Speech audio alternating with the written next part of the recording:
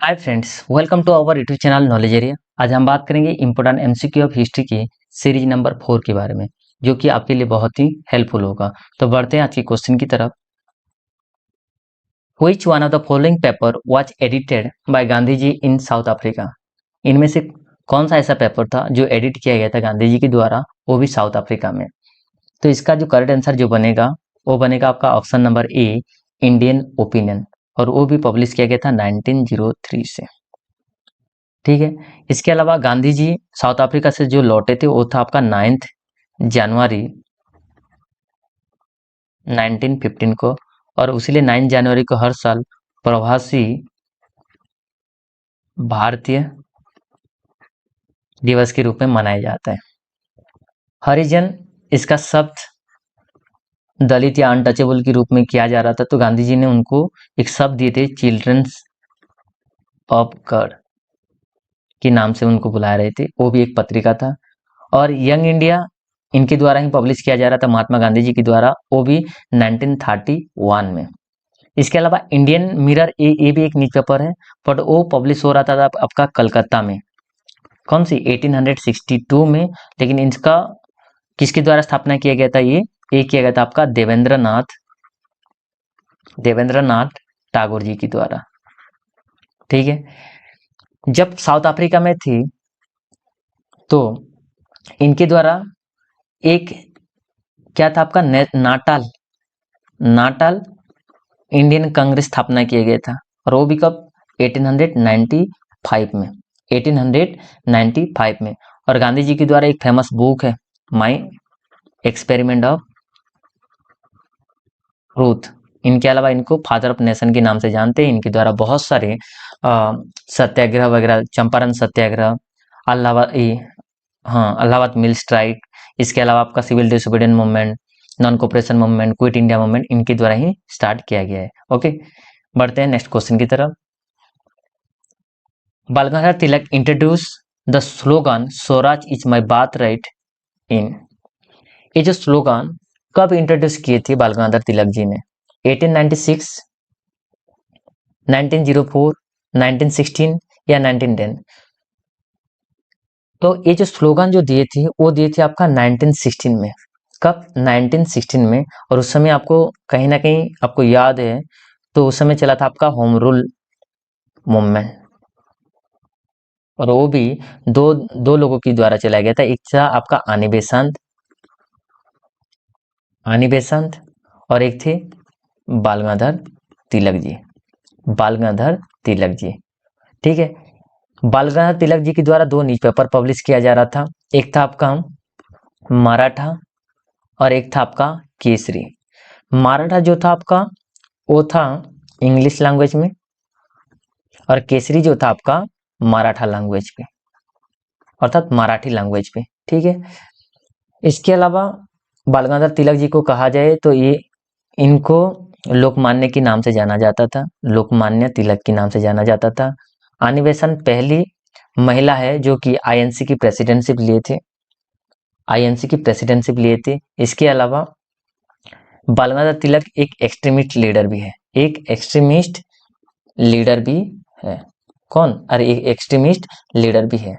इनके अलावा आनी बेसेंट के द्वारा एक न्यूज़पेपर पब्लिश किया जा रहा था जिनका नाम था इंडियन ओपिनियन। क्या है? इंडियन ओपिनियन था। Okay, next, the Gandhi Irwin pact was sign. Gandhi Irwin pact कब साइन किया गया था? जुलाई 5, 1931, जून 5, 1931, मार्च 5, 1931 या जनवरी 5, 1931? तो इसका जो करेक्ट आंसर जो बनेगा वो बनेगा आपका ऑप्शन सी, मार्च 5, 1931 में गांधी यूरिन पैक्ट साइन किया गया था।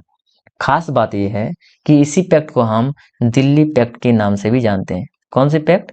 दिल्ली पैक्ट के नाम से भी जानते हैं। देखिए उस समय राउंड टेबल बैठक देखने के लिए मिला था, राउंड टेबल है ना, 3 राउंड टेबल बैठा था 1930, 1931 और 1932 में। इसमें जो पैक्ट में जो साइन किया गया था कि भारतीय लोगों को जो शर्ट है वो डोमेस्टिक यूज के लिए व्यवहार किया जाए, इसी में उसके बारे में बात किया गया था। उससे पहले के बारे में बात किया जाए तो 1930 में महात्मा गांधी जी के द्वारा ही स्टार्ट होता है आपका civil disobedient movement. Civil disobedient movement कब चला था आपका 1930 12 मार्च से, और ये आखिरकार 6 अप्रैल तक चलता है। 6 अप्रैल 1930 कहाँ, दांडी में पहुंचने के बाद, और उसमें जाके वो सल्ट को ब्रेक करते हैं, साबरमती से चल के दांडी तक पहुंच जाते हैं, और वो पहुंचते हैं कब, 6 अप्रैल 1930 को। ठीक है, महात्मा गांधी जी के द्वारा आपका क्विट इंडिया मूवमेंट भी स्टार्ट किया गया था। इसके अलावा नॉन कोऑपरेशन मूवमेंट भी उनके द्वारा स्टार्ट किया गया था। ठीक, बढ़ते हैं अगले क्वेश्चन की तरफ। नेक्स्ट है आपका जालियानवाला बाग मैसाक्रे इन अमृतसर टुक प्लेस। जालियानवाला बाग हत्याकांड जो देखने के लिए मिला था वो अमृतसर, पंजाब के अमृतसर में देखने के लिए मिला था। एक उस समय जो मेला चला था वो था आपका बैसाखी मेला। क्या है, बैसाखी मेला चला था। ठीक है, तो ये कब देखने के लिए मिला, मार्च 13 1919, अप्रैल 13 1919, या मई 13 1919, जून 13 1919। तो ये देखने के लिए मिला था आपका 13 अप्रैल 1919 में, जो कि ऑप्शन बी होगा करेक्ट। इसमें दो नाम हमेशा पूछा जाता है, जनरल डायर और एक होता है आपका general O Dyer. General O Dyer उस समय की में कौन थे, वायसराय थे। तो उन्होंने आदेश दिए थे किसको, जनरल डायर को, और जनरल डायर को आदेश देने के बाद लोगों के ऊपर गोली चलाया जाता है।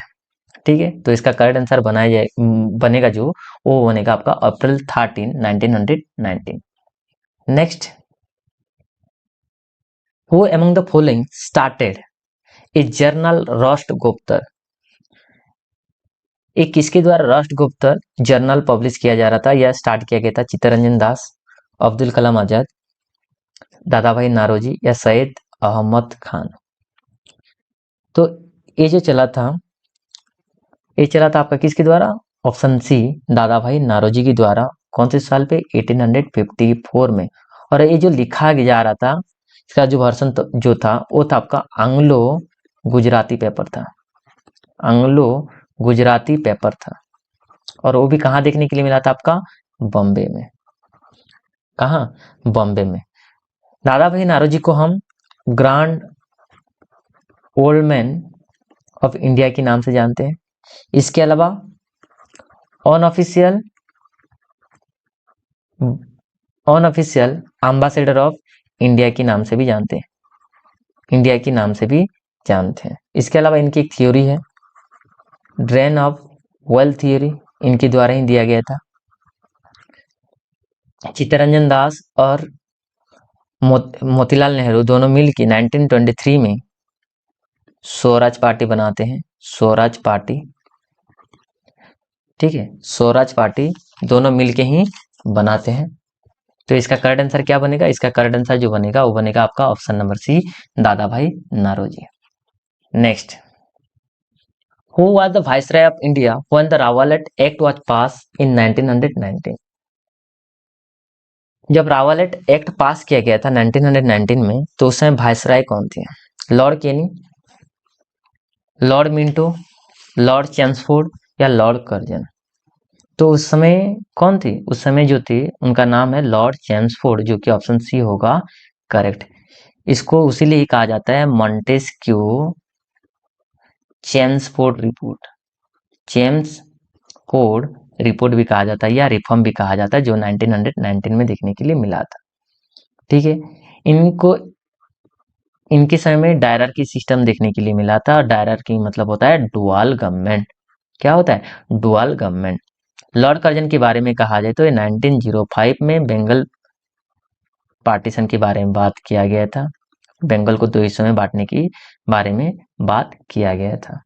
लॉर्ड मिंटो के बारे में कहा जाए तो इनके समय में मॉर्ले मिंटो रिफॉर्म आया था 1909 पे, 1909 पे, इसीलिए लॉर्ड मिंटो को कहा जाता है फादर ऑफ कम्युनल इलेक्टोरेट। ठीक है, इसके अलावा लॉर्ड कैनिंग के बारे में कहा जाए तो लॉर्ड कैनिंग जो थे fast viceroy of India, viceroy of India है।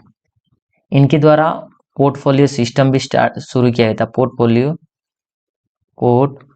फोलियो सिस्टम भी इनके द्वारा स्टार्ट किया गया था। और जब आपका 1857 की जो रिवोल्ट हुआ था ना, उस समय भी ये गवर्नर जनरल थे, कौन? लॉर्ड केनी।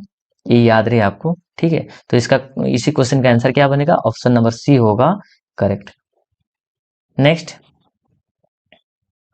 Who among the following freedom fighter was regarded as the Deshbandhu? देश बंधु के नाम से किसको जाना जाता है? चित्तरंजन दास, मोतीलाल नेहरू, मदन मोहन मालवीय या लाला लाजपत राय? इसका जो करेक्ट आंसर जो बनेगा वो बनेगा आपका option number A, Chittaranjan Das. Chittaranjan Das और मोतीलाल नेहरू ये दोनों मिलके 1923 में ये स्वराज पार्टी फॉर्म की थी। स्वराज पार्टी फॉर्म की थी, ठीक है। मदन मोहन मालवीय जी की एक हिंदी वीकली पेपर देखने के लिए मिला था, हिंदी साप्ताहिक अर्थात वीकली पेपर देखने के लिए मिला था, जिसका नाम था अद्भुदय। अद्भुदय, और ये पब्लिश किया जा रहा था आपका 1907 से। और इनके द्वारा फाउंड किया गया था आपका बनारस हिंदू यूनिवर्सिटी, ठीक है। लाला लाजपत राय के बारे में कहा जाए तो इनको क्या है, शेर ऑफ पंजाब के नाम से जाना जाता है, पंजाब की नाम से जाना जाता है। इनका मृत्यु जो हुआ था 1928 में लाठीचार्ज के चलते। इसके अलावा ये एक आपका एक्सट्रीमिस्ट लीडर है, एक एक्सट्रीमिस्ट लीडर भी है। Okay, next, who presided over the Surat session of the Indian National Congress in 1907? 1907 में जो सूरत सेशन हुआ था उसमें किनके द्वारा प्रिजाइड किया जा रहा था? गोपाल कृष्ण गोखले, सुरेंद्र नाथ बनर्जी, मोतीलाल नेहरू या रास बिहारी घोष? तो इसका जो करेक्ट आंसर जो बनेगा वो बनेगा आपका ऑप्शन नंबर डी, रास बिहारी घोष के द्वारा वो देखने के लिए मिला था 1907 की जो सूरत सेशन। उस समय ही आपको देखने के लिए मिलेगा सूरत स्प्लिट। क्या था आपका? सूरत स्प्लिट, जिसमें इंडियन नेशनल कांग्रेस दो हिस्सों में बढ़ गया था। एक था आपका मॉडरेट और एक था आपका एक्सट्रीमिस्ट, ठीक है। एक्सट्रीमिस्ट और मॉडरेट इनमें कौन थे? एक्सट्रीमिस्ट में आपका लाल बाल पाल अरविंदो, मॉडरेट में आपका गोपाल कृष्ण गोखले, गोविंद राणा जी, महात्मा गांधी। एक्सट्रीमिस्ट का मानना ये था उसमें कि जो एक रिजोल्यूशन पास किया जाए मॉडरेट के द्वारा, क्या है, स्वराज के लिए। और इनका दूसरा जो डिमांड था, लाला लाजपत राय जी को इंडियन नेशनल कांग्रेस की प्रेसिडेंट बनाया जाए। ये दो डिमांड रखी थी इनके सामने, अर्थात मॉडरेट की सामने। इसके अलावा इंडियन नेशनल कांग्रेस के बारे में कहा जाए तो कुछ पॉइंट और याद करना चाहिए। 1885 में ये एस्टेब्लिश किया गया था। उस समय किनके द्वारा एस्टेब्लिश हुआ था? ई.ओ. ह्यूम के द्वारा। पहले प्रेसिडेंट कौन थे? उमेश चंद्र बनर्जी थे। कहाँ? ये बॉम्बे में एस्टेब्लिश किया गया था।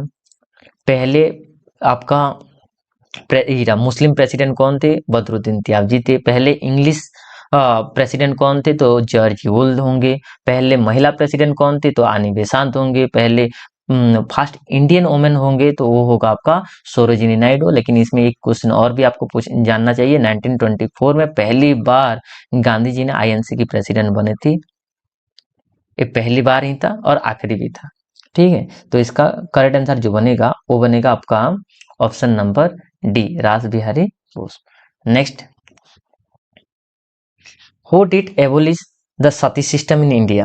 किसके द्वारा सती सिस्टम को एबोलिश किया गया था? Lord Dalhousie, William Bentinck, Lord Canning या लॉर्ड कॉर्नवालिस? तो इसका जो करेक्ट आंसर जो बनेगा वो बनेगा Lord William Bentinck, Lord William Bentinck. और एक कब? 1829 पे। किसके साथ मिलके? राजा राममोहन रॉय के द्वारा मिलके क्या है, सती सिस्टम को हमेशा के लिए एबोलिश किए थे। राजा राममोहन रॉय को के द्वारा एक ब्राह्मण समाज एस्टेब्लिश किया जाता है, और वो भी कम 1828 में। आत्मीय सभा 1814 में उनके द्वारा ही एस्टेब्लिश किया जाता है, आत्मीय सभा। इसके अलावा इनकी एक फेमस बुक है, गिफ्ट टू मोनोथी, ठीक है। लॉर्ड डेलहाउसी को के द्वारा एक इंट्रोड्यूस किया जाता है आपका doctrine of lapse. Doctrine of lapse पहली बार सातारा के ऊपर इसका प्रयोग होता है 1848 में, संबलपुर में 49 में, झांसी में 1854, इसके अलावा उदयपुर में 1852। और इनको modern of maker of modern India भी माना जाता है, ठीक है। और इनकी समय में स्टार्ट किया गया था रेलवे भी, स्टार्ट किया गया था आपका रेलवे भी, ठीक है। तो ये 2 पॉइंट्स है। तो इसका करेक्ट आंसर क्या होगा? इसका करेक्ट आंसर बनेगा आपका option number B, William Bentinck. Next, who was the Indian National Congress president when Purna Swaraj resolution was passed in 1929? जब पूर्ण स्वराज की जो रेजोल्यूशन पास किया गया था 1929 में, उस समय इंडियन नेशनल कांग्रेस की प्रेसिडेंट कौन थे?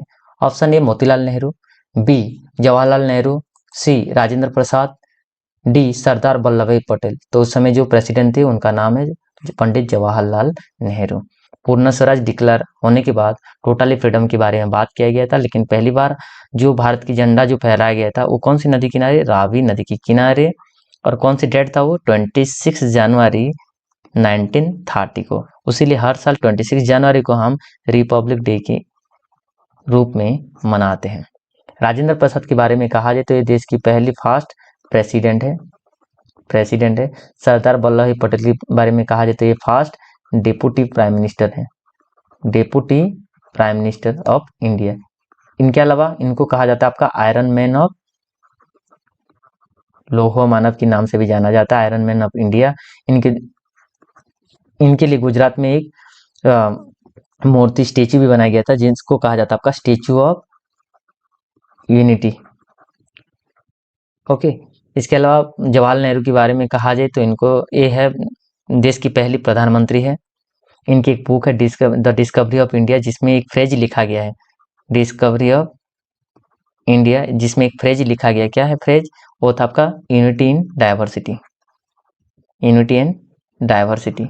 ये फ्रेज देखने के लिए मिलता है। मोतीलाल नेहरू और चित्तरंजन दास मिलकर 1923 में स्वराज पार्टी की स्थापना किए थे। तो इसका जो करेक्ट आंसर जो बनेगा वो बनेगा आपका option number B, Pandit Jawaharlal Nehru. Congress के बारे में तो बहुत सारे बात कर चुके हैं, तो इसका जो करेक्ट आंसर बनेगा वो बनेगा आपका ऑप्शन नंबर बी। वीडियो पसंद आए तो प्लीज लाइक एंड शेयर जरूर करें। Thanks for watching.